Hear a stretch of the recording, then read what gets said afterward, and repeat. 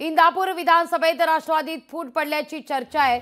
इंदापूरमध्ये राष्ट्रवादीच्या 2 नेत्यांचे भावी आमदार म्हणून बॅनर झळकतायत। दत्तात्रय भरणेंनंतर शहरात आता प्रदीप गारटकरांचे बॅनर लागलेले आहेत। जिल्हाध्यक्ष प्रदीप गारटकरांचे भावी आमदार म्हणून बॅनर झळकतायत।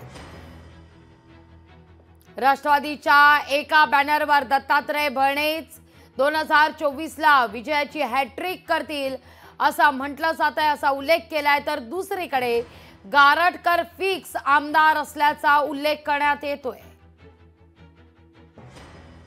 त्यामुळे इंदापूरमध्ये आता राष्ट्रवादीत फूट पडल्याची चर्चा, अहमअहमिकेची लढाई या ठिकाणी इंदापूरमध्ये सुरू झालेली आहे। दत्तात्रय भरणेच 2024 ला आपली हॅट्रिक पूर्ण करतील असं म्हणत दत्तात्रय भरणेच फिक्स आमदार असे आता फ्लेक्स झळकतायत।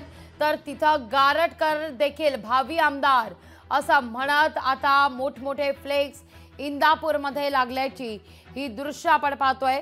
त्यामुळे अर्थातच ऐन विधानसभा निवडणुकांच्या पार्श्वभूमीवर राष्ट्रवादीत फूट पडल्याची चर्चा आहे।